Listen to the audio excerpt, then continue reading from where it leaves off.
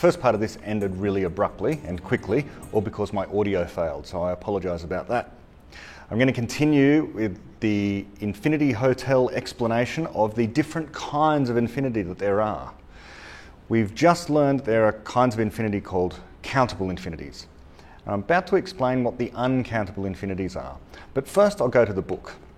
And David writes, "It is mathematically possible to overwhelm the capacity of Infinity Hotel. In a remarkable series of discoveries in the 1870s, Cantor proved, among other things, that not all infinities are equal. In particular, the infinity of the continuum, the number of points in a finite line, which is the same as the number of points in the whole of space or space-time, is much larger than the infinity of the natural numbers. Cantor proved this by proving that there can be no one-to-one correspondence between the natural numbers and the points in a line. That set of points has a higher order of infinity than the set of natural numbers." Now, David then goes on to give a version of that proof. There are many versions of the diagonal argument in showing that certain kinds of infinity are bigger than other kinds of infinity. I'll go through an explanation of a diagonal argument and then go through another kind of explanation, or a description really, of how certain kinds of infinity are countable and certain kinds are uncountable. Let's have a look at a certain kind of diagonal argument. So if you go online or you go to a textbook and you look up what a diagonal argument is, what you'll often find is the argument expressed in terms of binary numbers. Let's have a look at how that one might work. So the simplest sequence of binary numbers might be the binary number for 0. And of course 0 would be represented as an infinite set of zeros. Or we could have an infinite set of 1s. Or we could have alternating zeros and 1s.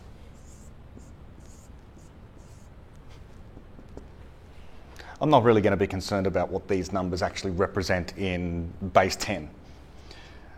Let's change the order of that sequence. Maybe we could have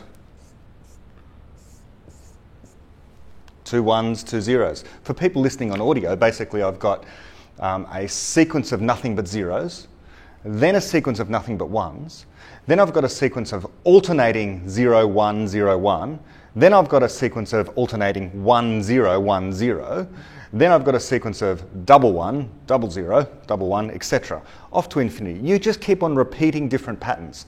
So if you write down every single permutation of zeros and 1s in an infinitely long list, will you nonetheless not be able to capture a certain pattern of zeros and 1s?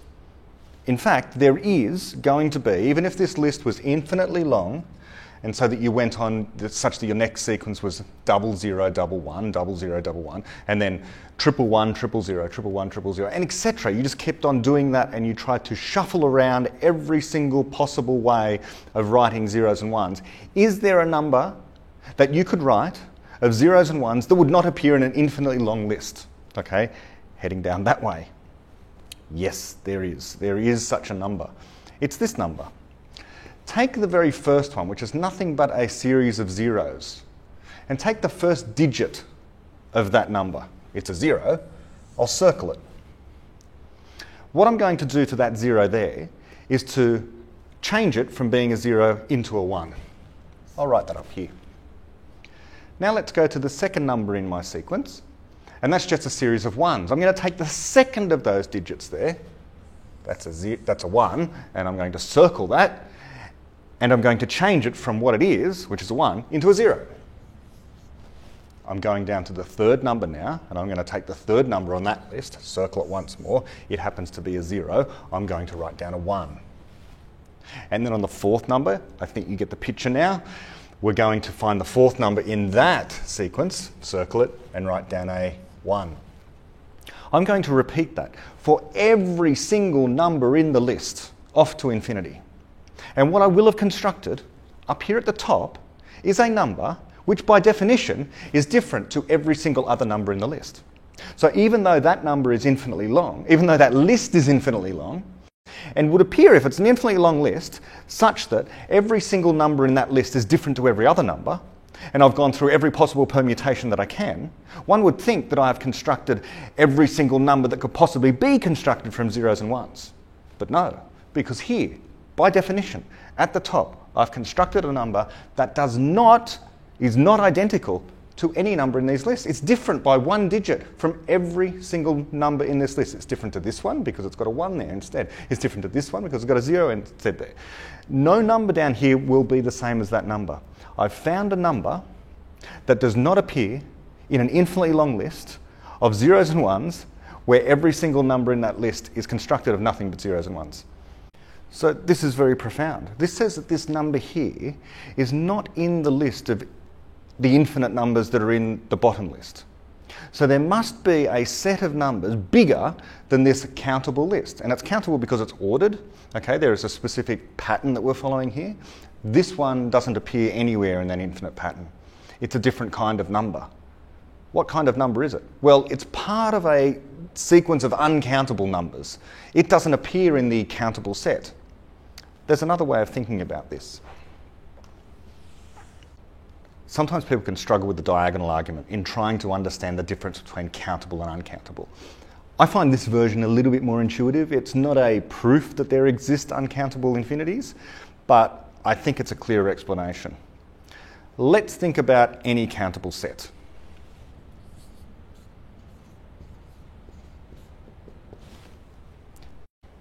There's the classic countable set. The set sometimes called n for the natural numbers, sometimes zeros excluded. So we've got 0, 1, 2, 3, 4, etc. That's countable. You can count 0, 1, 2, 3, 4. What else is countable? Well, any of your so-called times tables. 0, 2, 4, 6, 8, etc. 0, 3, 6, 9. I mentioned this in the previous video.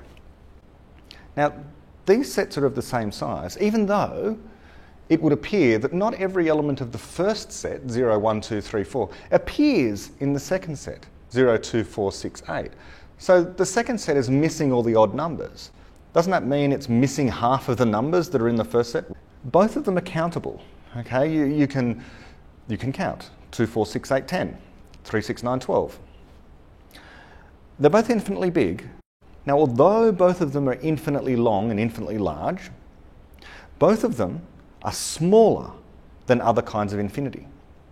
In particular, the infinite number of integers here, counting numbers, 0, 1, 2, 3, 4, is not as big as the number of numbers, we say in mathematics the number of real numbers, between 0 and 1. I'll say that again. There are more numbers between 0 and 1 than there are integers from 0 through to infinity. How does that make sense? Well, as I've said over and again, 0, 1, 2, 3, 4 is countable.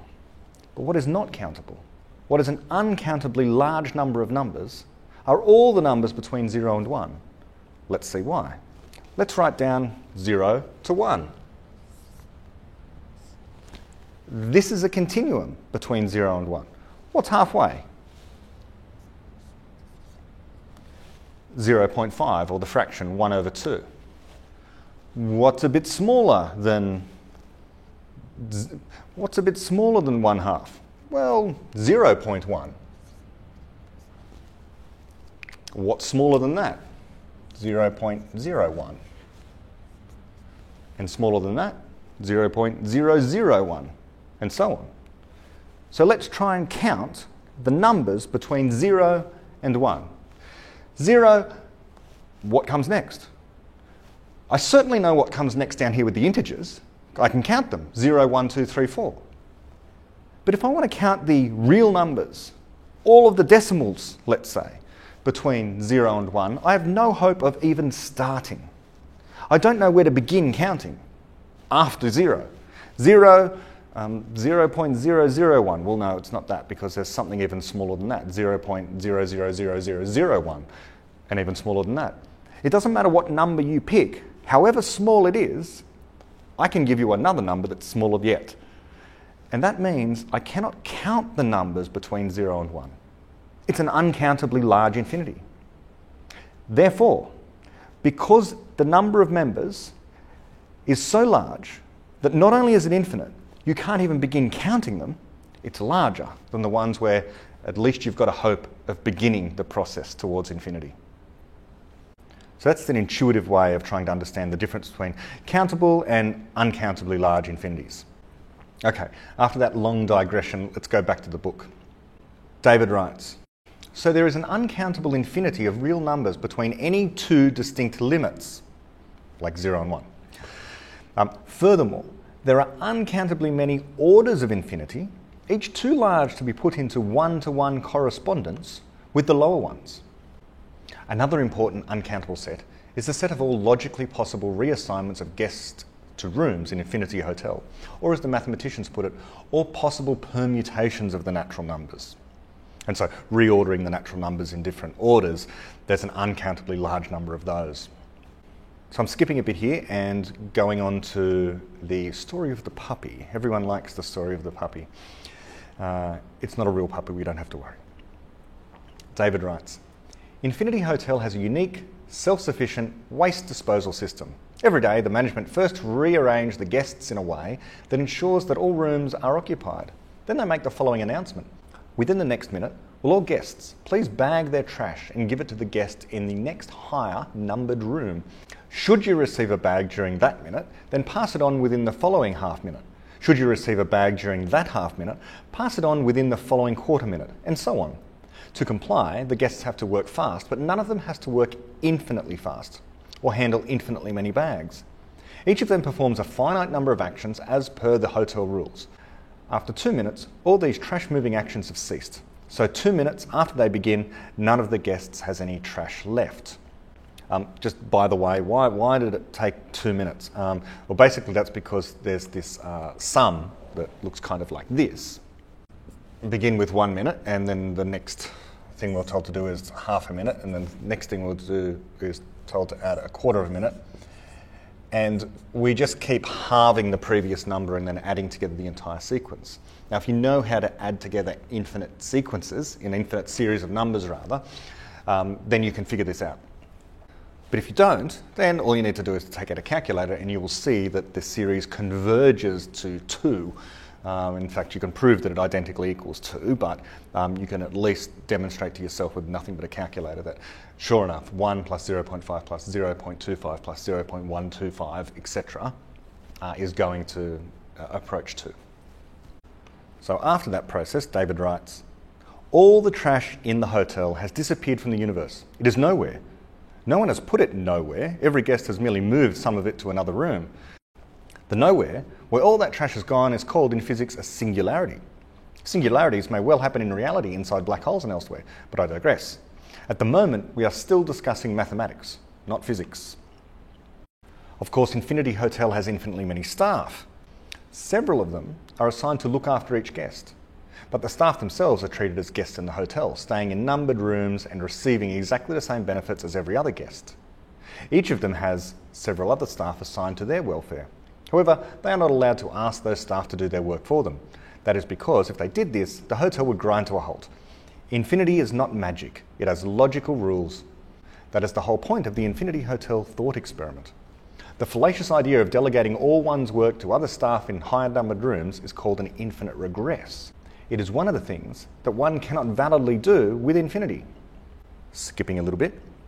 One day in Infinity Hotel, a guest's puppy happens to climb into a trash bag. The owner does not notice and passes the bag with the puppy to the next room. Within 2 minutes, the puppy is nowhere. The distraught owner phones the front desk. The receptionist announces over the public address system, "We apologise for the inconvenience, but an item of value has been inadvertently thrown away. Will all guests please undo the trash-moving actions they have just performed in reverse order, starting as soon as you receive a trash bag from the next higher numbered room?" But to no avail. None of the guests return any bags, because their fellow guests in the higher numbered rooms are not returning any either. It was no exaggeration to say that the bags are nowhere. They have not been stuffed into a mythical room number infinity. They no longer exist, nor does the puppy. No one has done anything to the puppy except move it to another numbered room within the hotel. Yet it is not any room. It is not anywhere in the hotel or anywhere else. In a finite hotel, If you move an object from room to room, in however complicated a pattern, it will end up in one of those rooms. Not so with an infinite number of rooms. Every individual action that the guests performed was both harmless to the puppy and perfectly reversible. Yet, taken together, those actions annihilated the puppy and cannot be reversed. Reversing them cannot work because if it did, there would be no explanation for why a puppy arrived at its owner's room and not a kitten. If a puppy did arrive, the explanation would have to be that a puppy was passed down from the next higher numbered room, and so on. But that whole infinite sequence of explanations never gets around to explaining why a puppy. It is an infinite regress. What if one day a puppy did just arrive at room 1, having been passed down through all the rooms? That is not logically impossible. It would merely lack an explanation. In physics, the nowhere from which a puppy would have come is called a naked singularity. Naked singularities appear in some speculative theories in physics, but such theories are rightly criticised on the grounds they cannot make predictions. As Hawking once put it, television sets could come out of a naked singularity. It would be different if there were a law of nature determining what comes out, for in that case there would be no infinite regress and the singularity would not be naked. The Big Bang may have been a singularity of that relatively benign type. I said that the rooms are identical, but they do differ in one respect. They're room numbers. So given the types of tasks that the management requests from time to time, the low-numbered rooms are the most desirable. For instance, the guest in room 1 has the unique privilege of never having to deal with anyone else's trash. Moving to room 1 feels like winning first prize in a lottery. Moving to room 2 feels only slightly less so. But every guest has a room number that is uniquely close to the beginning. So every guest in the hotel is more privileged than almost all other guests. The cliched politician's promise to favour everyone can be honoured in Infinity Hotel. Every room is at the beginning of infinity. That is one of the attributes of the unbounded growth of knowledge too. We are not only just scratching the surface, we shall never be doing anything else. So there is no such thing as a typical room number at Infinity Hotel. Every room number is untypically close to the beginning. The intuitive idea that there must be typical or average members of any set of values is false for infinite sets. The same is true of the intuitive ideas of rare and common. We might think that half of all natural numbers are odd and half even, so that odd and even numbers are equally common amongst the natural numbers. But consider the following rearrangement, and I'll write this down up here. Okay, this is me talking now.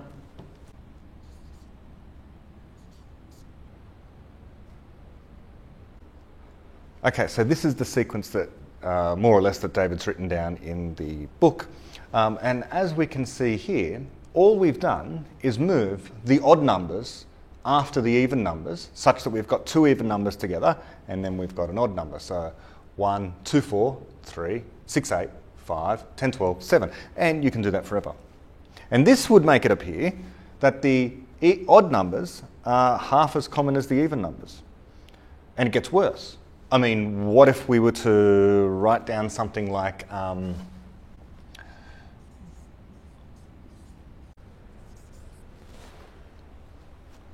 that we wrote down just the sequence of even numbers all the way up to 20 and then started writing the odd numbers, 1, and then I did 22, 24, 26, 28, 30, 32, 34, 36, 38, 40, 3. What would that mean? That the odd numbers are now 1/10 as common as the even numbers? We could do it every millionth. Every millionth number we could write down an odd number and the rest could be even numbers. And we'd never run out of either.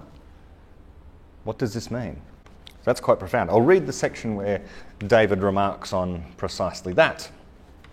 That makes it look as though the odd numbers are only half as common as the even ones. Similarly, we could make it look as though the odd numbers were 1 in a million or any other proportion. So the intuitive notion of a proportion of the members of a set does not necessarily apply to infinite sets either. Now David moves on to a discussion about probability. And so let's read that section here. He writes, after the shocking loss of the puppy, the management of Infinity Hotel want to restore the morale of guests, so they arrange a surprise. They announce that every guest will receive a complimentary copy of either The Beginning of Infinity or his previous book, The Fabric of Reality. They distribute them as follows. They dispatch a copy of the older book to every millionth room and a copy of the newer book to each remaining room. Okay, so we've got the fabric of reality in 1 out of every million rooms, apparently. Suppose that you're a guest at the hotel.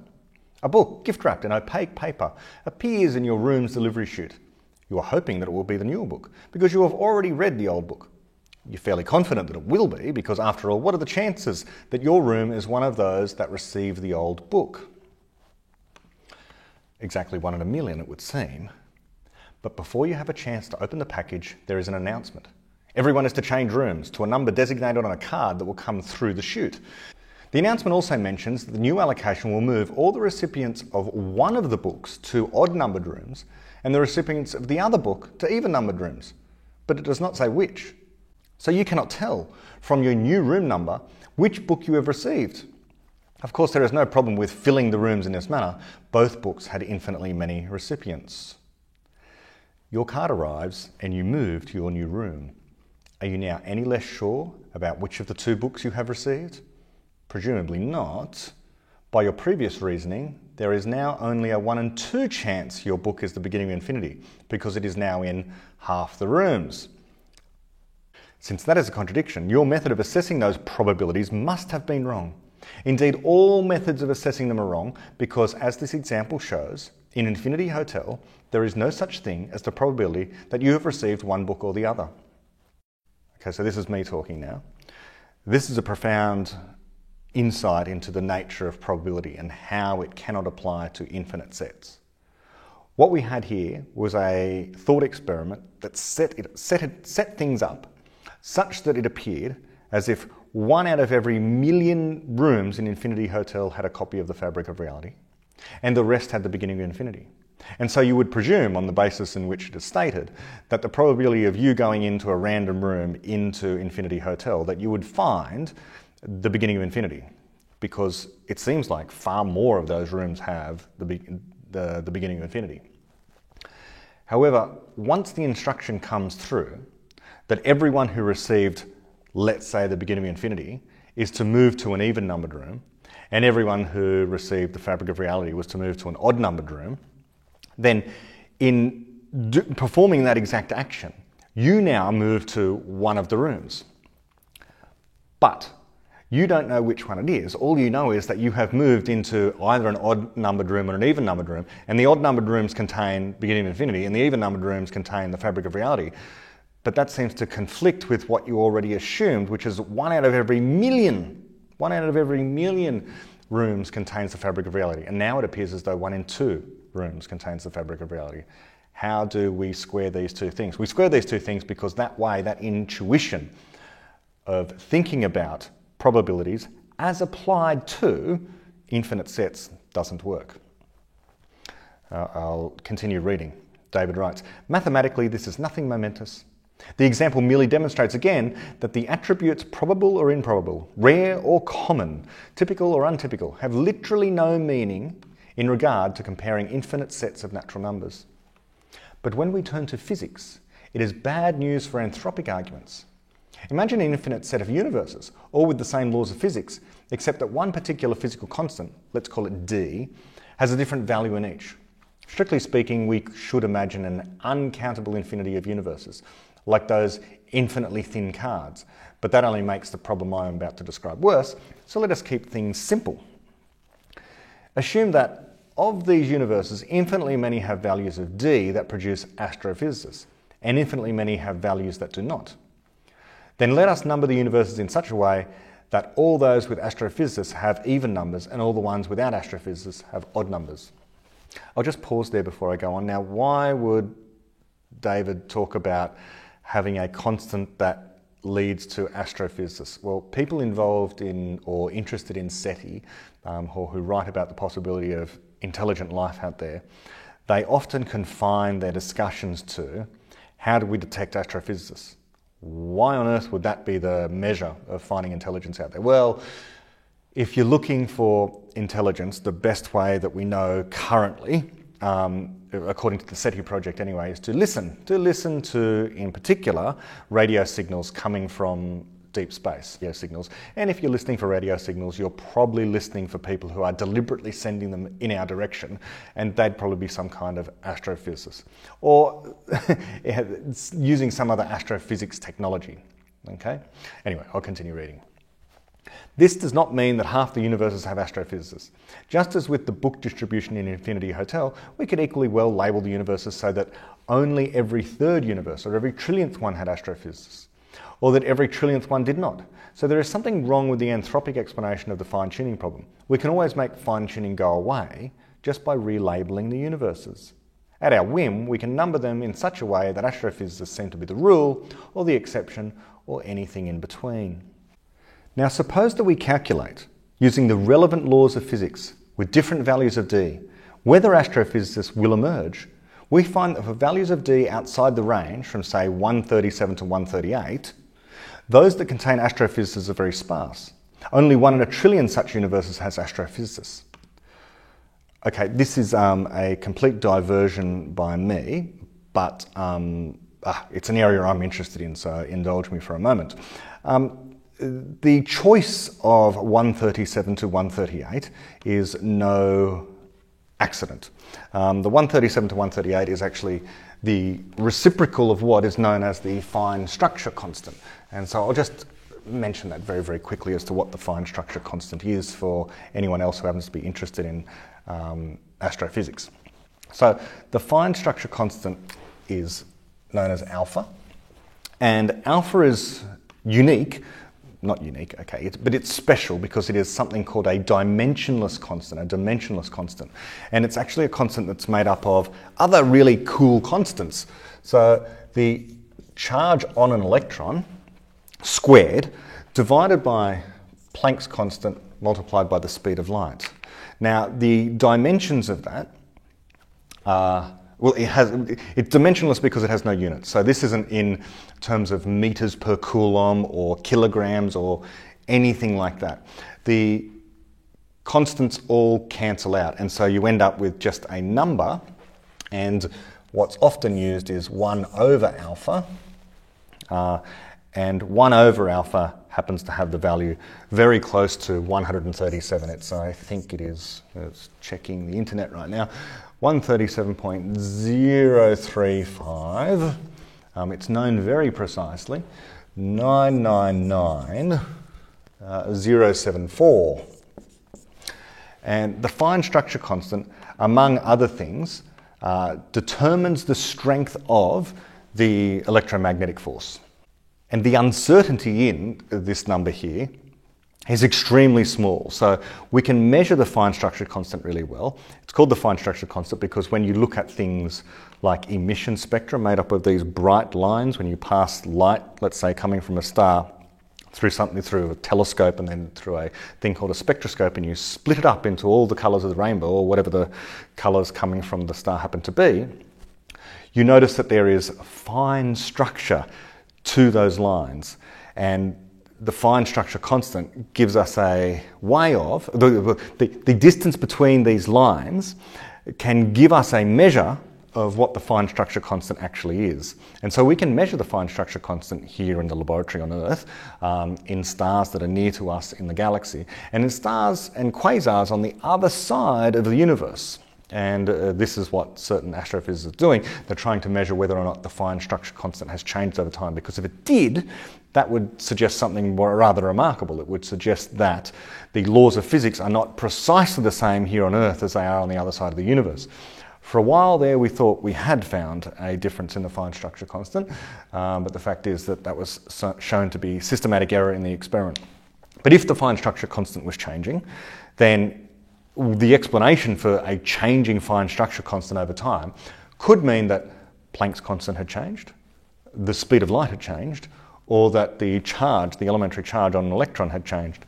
Any one of those three things would be remarkable. Perhaps all three could be changing, but the simple fact is it's a rather boring conclusion that at the moment there is no such evidence for a changing fine structure constant. So that's where the number 137 I'm guessing, has come from. It doesn't seem like an accident to me. All right. Okay, so I'll just repeat what I read there. David wrote, we find that for values of D outside the range of 137 to 138, those that contain astrophysicists are very sparse. Only 1 in a trillion such universes has astrophysicists. Within the range, only 1 in a trillion does not have astrophysicists.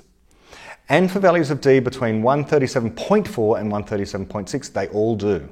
Okay, so this seems to suggest that the value of D, alpha, is key to whether or not a particular universe is going to have astrophysicists. It's going to have the conditions right for astrophysicists.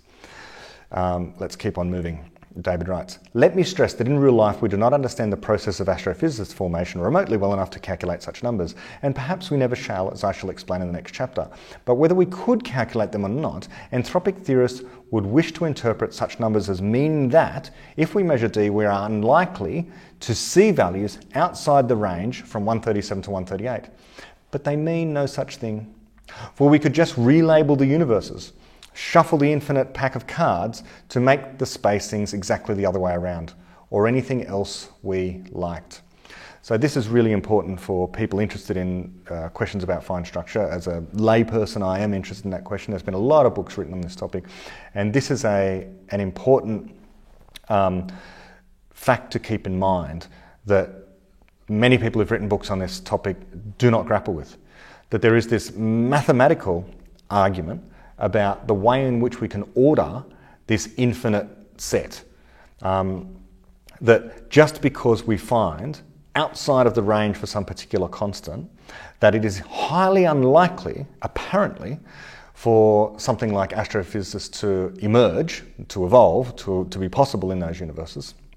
A reordering of that infinite set, because when we're talking about possible universes with different physical laws, what we're actually talking about is a class of universes, an uncountably large class of universes. And so we could reorder those universes in whatever order we like, such that the astrophysicists appear probable or improbable. Okay, and then David goes on and he talks about Lee Smolens's idea about how black holes could themselves give rise to new universes, which is an interesting idea. I'm going to skip almost all of that. I'm going to skip all of that and just move right to the end of this section, not this chapter, but this section, where David writes, "None of the anthropic reasoning theories that have been proposed to solve the fine-tuning problem provides any such measure. Most are hardly more than speculations of the form, what if there were universes with different physical constants? There is, however, one theory in physics that already describes a multiverse for independent reasons. All its universes have the same constants of physics, and the interactions of those universes do not involve travel to or measurement of each other. But it does provide a measure for universes.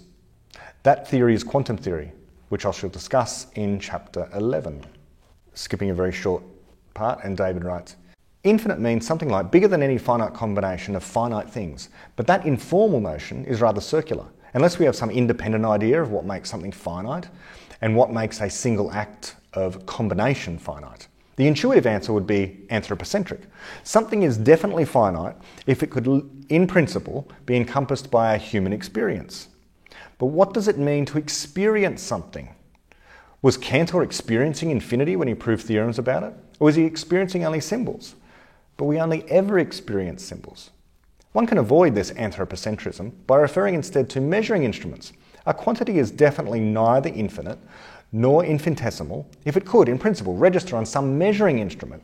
However, by that definition, a quantity can be finite even if the underlying explanation refers to an infinite set in a mathematical sense. To display the result of a measurement, the needle on a metre might move by 1 centimetre, which is a finite distance, but it consists of an uncountable infinity of points. This can happen because although points appear in lowest level explanations of what is happening, the number of points never appears in predictions." Just pausing there just to highlight that. That will become important in a moment when we get to the paradoxes of Zeno. So I'll say that again, that although points appear in lowest level explanations of what is happening, the number of points never appears in predictions. Continuing, physics deals in distances, not numbers of points. Similarly, Newton and Leibniz were able to use infinitesimal distances to explain physical quantities like instantaneous velocity, yet there is nothing physically infinitesimal or infinite in, say, the continuous motion of a projectile. Skipping a little again, and then David writes, "Only the laws of physics determine what is finite in nature. Failure to realise this has often caused confusion. The paradoxes of Zeno of Elea, such as that of the Achilles and the tortoise, were early examples. Zeno managed to conclude that in a race against a tortoise, Achilles will never overtake the tortoise if it has a head start, because by the time Achilles reaches the point where the tortoise began, the tortoise will have moved on a little. By the time he reaches that new point, it will have moved on a little further, and so on, ad infinitum. Thus, the catching up procedure requires Achilles to perform an infinite number of catching up steps in a finite time, which, as a finite being, he presumably cannot do." So I'll pause there.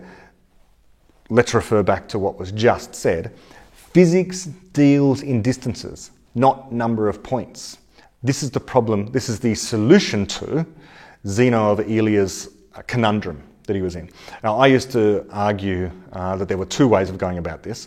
On the one hand, you can talk about adding up that, I had that sequence up before, that let's say you want to traverse a total distance of 2 metres. Well, first you have to walk 1 metre, and then you have to walk 0.5 metres, and then 0.25 metres, and then 0.125 metres, etc.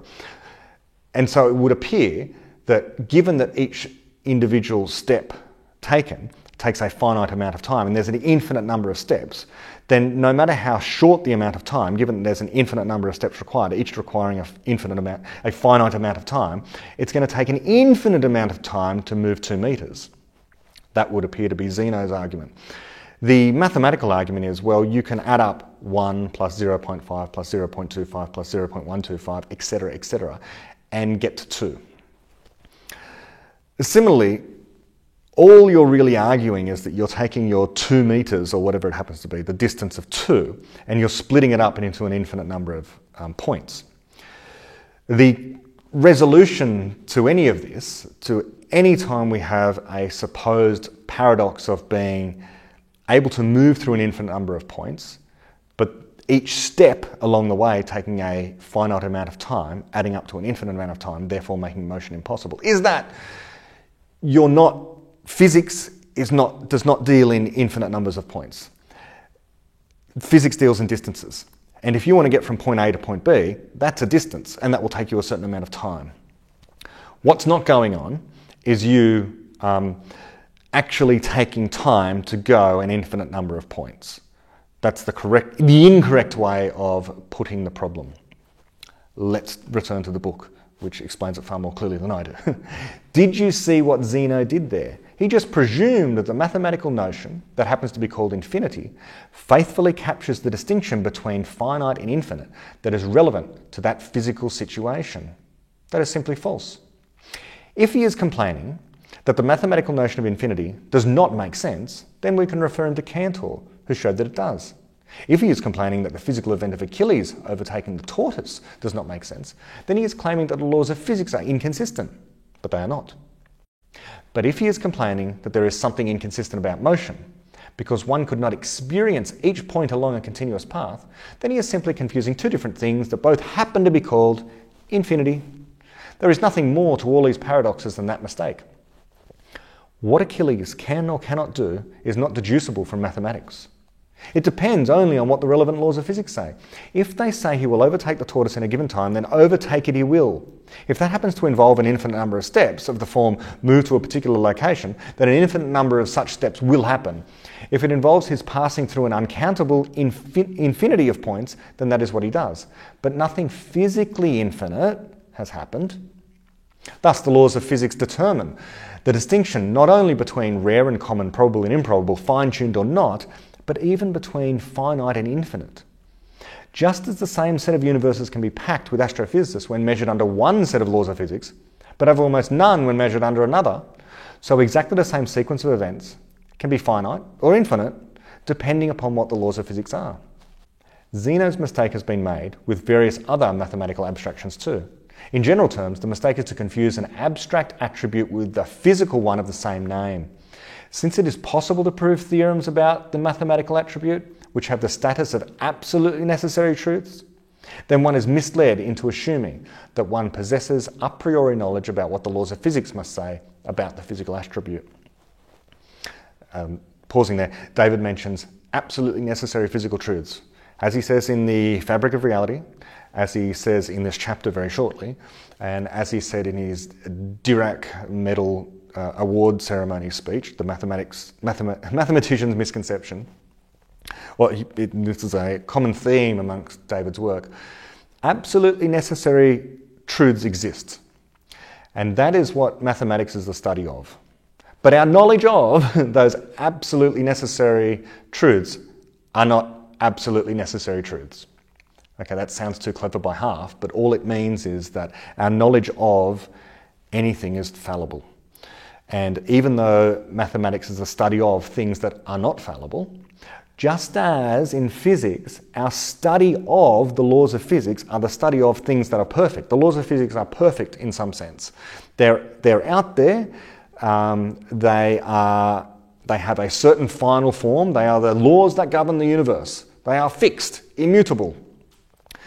Our knowledge of those laws are not those laws. The knowledge and the thing in reality are two quite different things.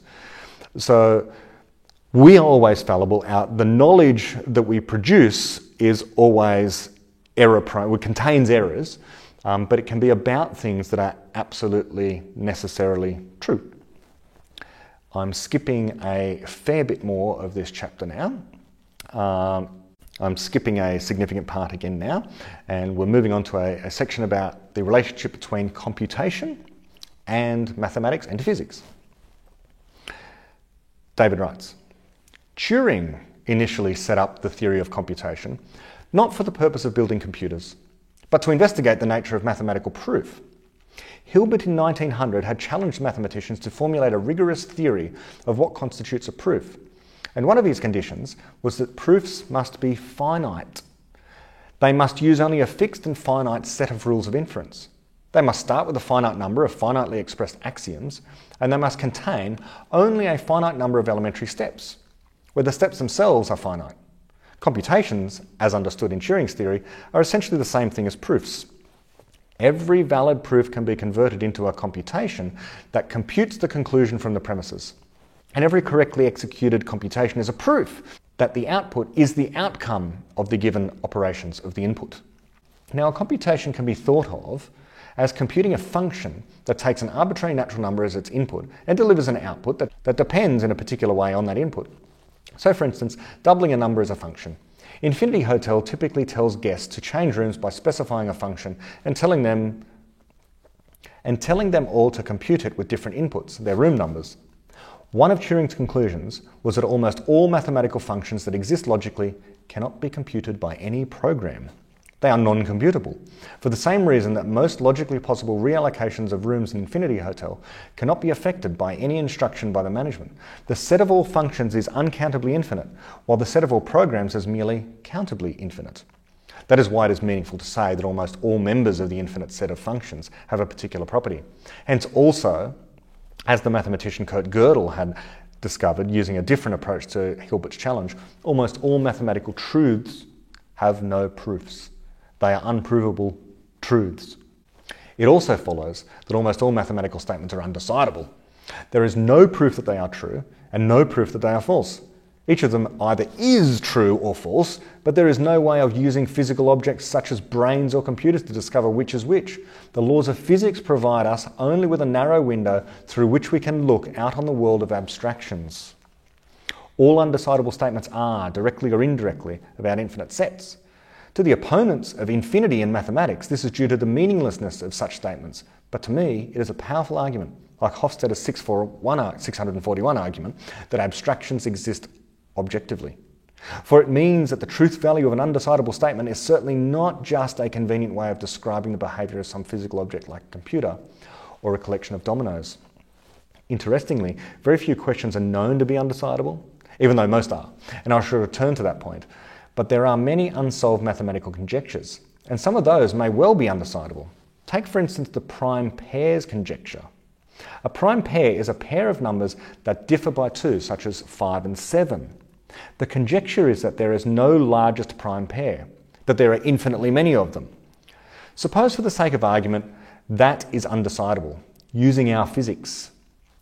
Under many other laws of physics, it is decidable. The laws of Infinity Hotel are an example. Again, the details of how the management would settle the prime pairs issue are not essential to my argument, but I present them here for the benefit of mathematically minded readers. Okay, so I'll go through this briefly and then I'll explain a little about at least my interpretation of what I think the point is here about how if the laws of physics were different, or given the laws of physics we do have in this universe, how we can prove different things based upon the laws of physics. So the laws of physics are in some sense prior.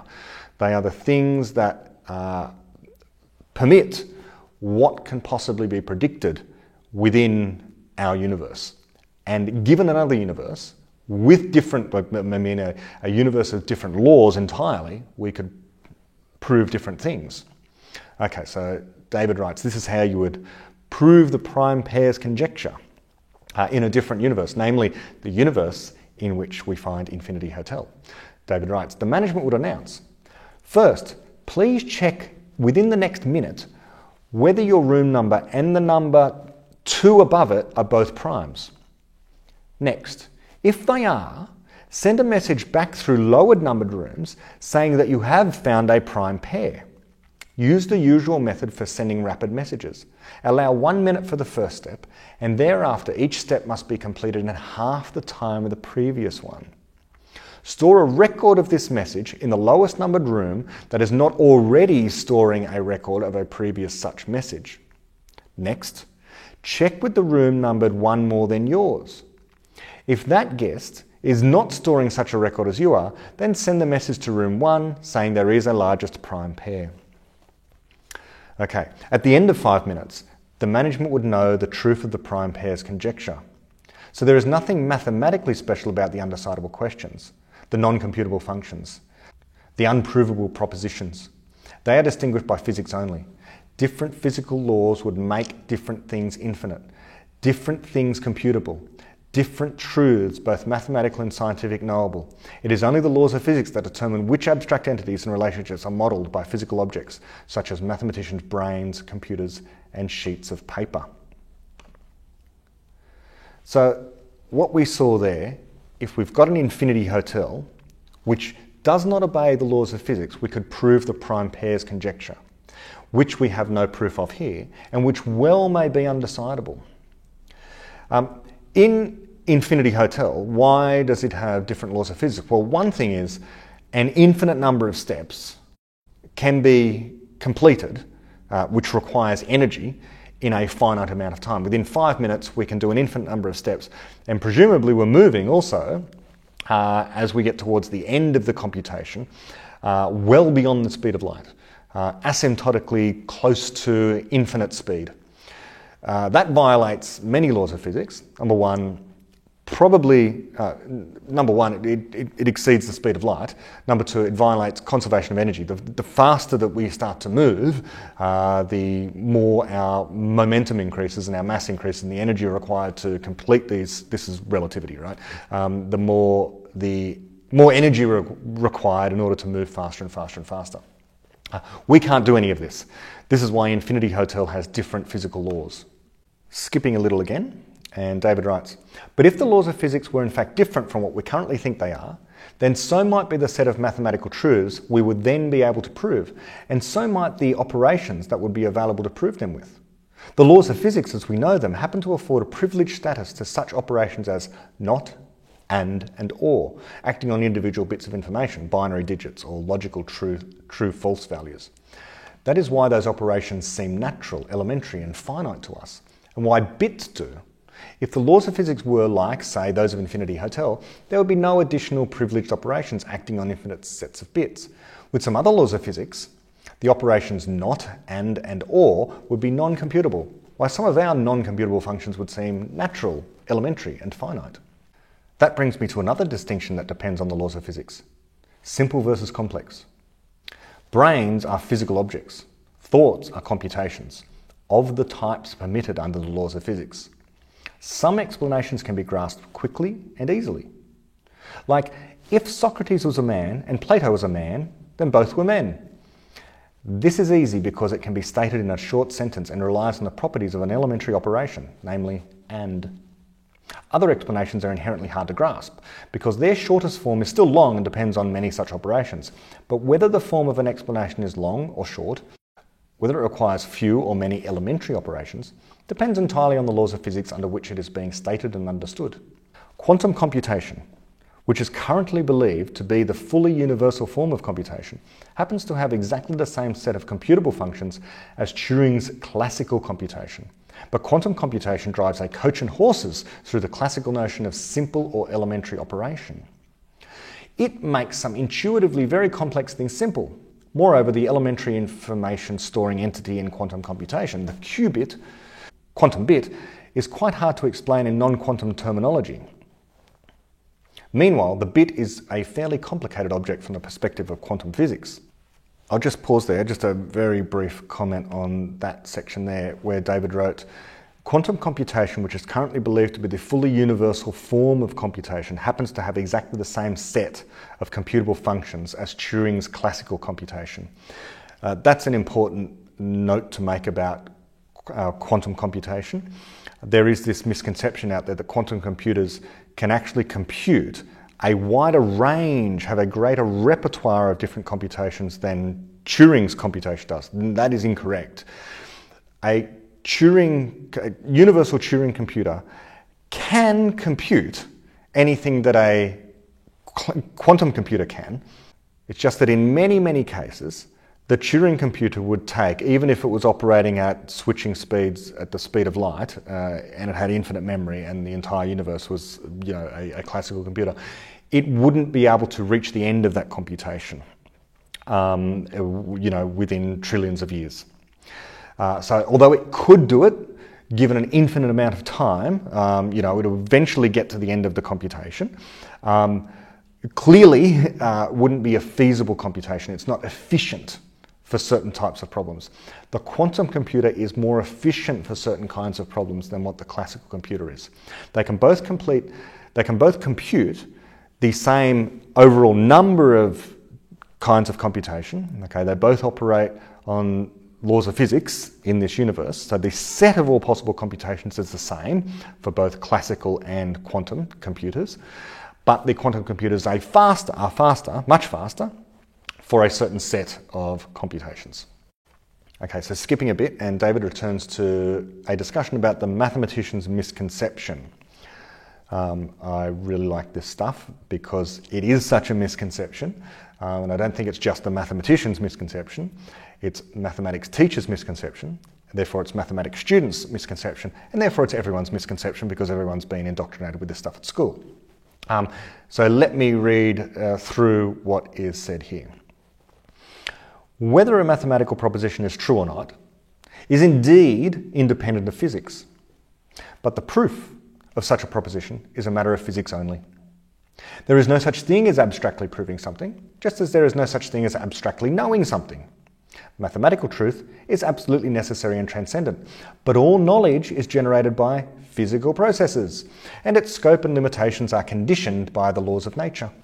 One can define a class of abstract entities and call them proofs or computations, just as one can define abstract entities and call them triangles and have them obey Euclidean geometry. But you cannot infer anything from that theory of triangles about what angle you will turn through if you walk around a closed path consisting of 3 straight lines. Nor can those proofs do the job of verifying mathematical statements.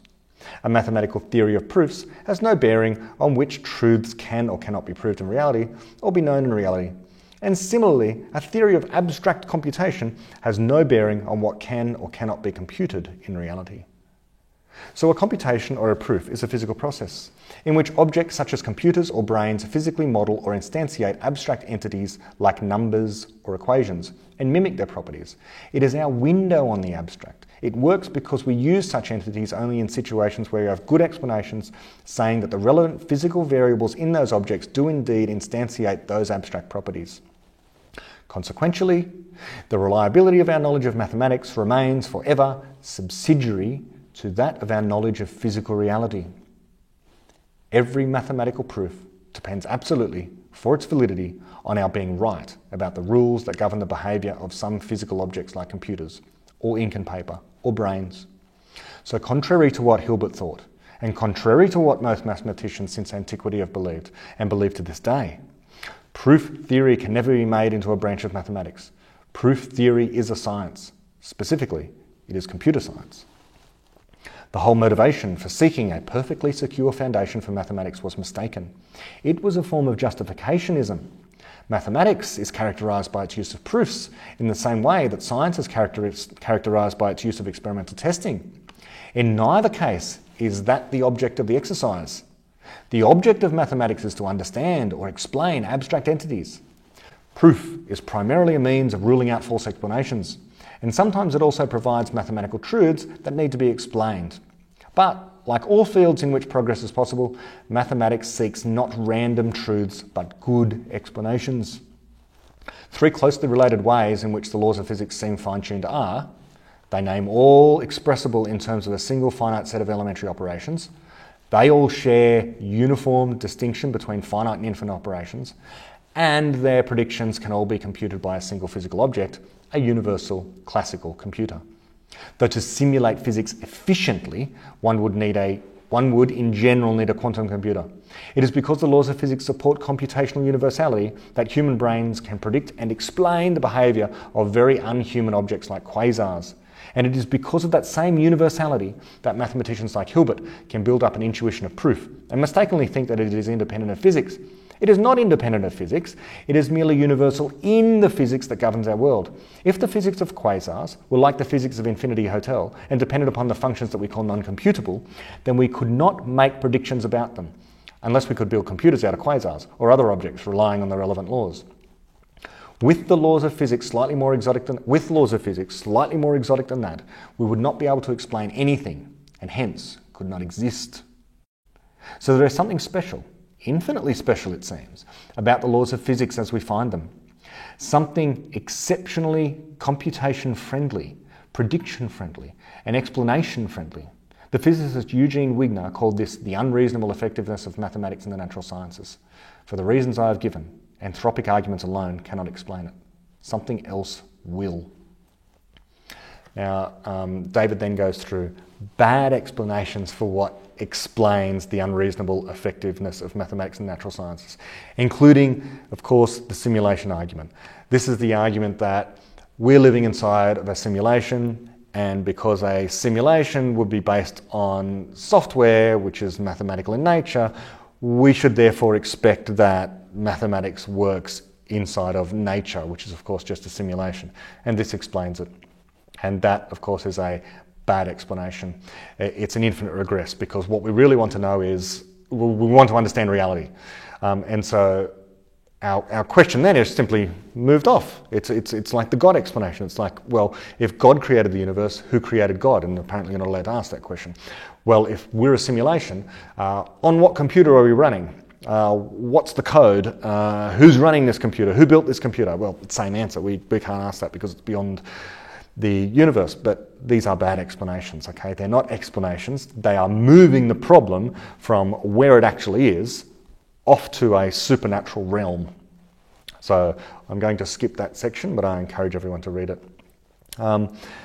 David writes about the limitations about what we can know, and he says, how do all those drastic limitations on what can be known and what can be achieved by mathematics and by computation, including the existence of undecidable questions in mathematics, square with the maxim that problems are soluble? Well, problems are conflicts between ideas. Most mathematical questions that exist abstractly never appear as the subject of such a conflict. They are never the subject of curiosity, never the focus of conflicting misconceptions about some attribute of the world, of abstractions. In short, most of them are uninteresting. Moreover, recall that finding proofs is not the purpose of mathematics, it is merely one of the methods of mathematics. The purpose is to understand, and the overall method, as in all fields, is to make conjectures and to criticise them according to how good they are as explanations. One does not understand a mathematical proposition merely by proving it true. This is why there are such things as mathematics lectures rather than just lists of proofs. And conversely, the lack of a proof does not necessarily prevent a proposition from being understood. On the contrary, the usual order of events is for the mathematician first to understand something about the abstraction in question, and then to use that understanding to conjecture how true propositions about the abstraction might be proved, and then to prove them. A mathematical theorem can be proved, yet remain forever uninteresting. And an unproved mathematical conjecture can be fruitful in providing explanations, even if it remains unproved for centuries, or even if it is undecidable. One such example is the conjecture known in the jargon of computer science as P does not equal NP. It is, roughly speaking, that there exist classes of mathematical questions whose answers can be verified efficiently once one has them, but cannot be computed efficiently in the first place by a universal classical computer. Efficient computation is a technical definition that roughly approximates to what we mean by the phrase in practice. Almost all researchers in computing theory are sure that the conjecture is true, which is further refutation of the idea that mathematical knowledge consists only of proofs. This is because although no proof is known, there are fairly good explanations of why we should expect it to be true, and none to the contrary. And so the same is thought to hold for quantum computers. Moreover, a vast amount of mathematical knowledge that is both useful and interesting has been built on the conjecture. It includes theorems of the form, if the conjecture is true, then this interesting consequence follows. And there are fewer, but still interesting, theorems about what would follow if it were true. Skipping a little bit, so David is emphasising here how even though there are problems in, there are statements that one can write down in mathematics that are undecidable. We don't know if they're true or false. And there are true things in mathematics that we can't prove as true. This doesn't present a problem at all for the claim that problems are soluble. In fact, he writes, undecidability no more contradicts the maxim that problems are soluble than does the fact that there are truths about the physical world that we shall never know. I expect that one day we shall have the technology to measure the number of grains of sand on Earth exactly, but I doubt we shall ever know what the exact number was in Archimedes' time. Indeed, I've already mentioned more drastic limitations on what can be known and achieved. There are direct limitations imposed by the universal laws of physics. We cannot exceed the speed of light, and so on. Then there are the limits of epistemology. We cannot create knowledge other than by the fallible method of conjecture and criticism. Errors are inevitable, and only error-correcting processes can succeed or continue for long. None of this contradicts the maxim, because none of those limitations need ever cause an unresolvable conflict of explanations. Hence I conjecture that, in mathematics as well as in science and philosophy, if the question is interesting, then the problem is soluble. Fallibilism tells us that we can be mistaken about what is interesting, and so three corollaries follow from this conjecture. The first is that inherently insoluble problems are inherently uninteresting. The second is that in the long run, the distinction between what is interesting and what is boring is not a matter of subjective taste, but an objective fact. And the third corollary is that the interesting problem of why every problem that is interesting is also soluble is itself soluble. At present, we do not know why the laws of physics seem fine-tuned. We do not know why the various forms of universality exist, though we do know many of the connections between them. We do not know why the world is explicable, but eventually we shall. And when we do, there will be infinitely more left to explain. The most important of all limitations on knowledge creation is that we cannot prophesy. We cannot predict the content of ideas yet to be created or their effects. The limitation is not only consistent with the unlimited growth of knowledge, it is entailed by it, as I shall explain in the next chapter. I'll pause there. I saw an advertisement for David Attenborough's latest documentary. Love David Attenborough. Great. Love watching his documentaries. As David mentions later in the book, David Attenborough went to something that was terribly pessimistic, and many nature documentaries now are terribly pessimistic. And the thrux of one of the latest documentaries that David Attenborough has, and in fact this is a common theme now running through David Attenborough documentaries, wonderful as they are, is the natural world is swiftly coming to an end, or the world is coming to an end, that we are doomed, that something needs to be done in order to prevent the virus that is human beings and technology and progress from destroying our world. In particular, when it comes to the very real problem of climate change and the increasing temperature and the melting of Greenland and the melting of Antarctica and rising sea levels, I'm like David. I am not an expert in this, but I am happy, as I would be if I went to a urologist and asked if I had cancer and the urologist said, here are all the reasons why you do. I believe that the urologist has gone through sufficient training and error correction and has a good standard of trying to figure out the truth of the situation.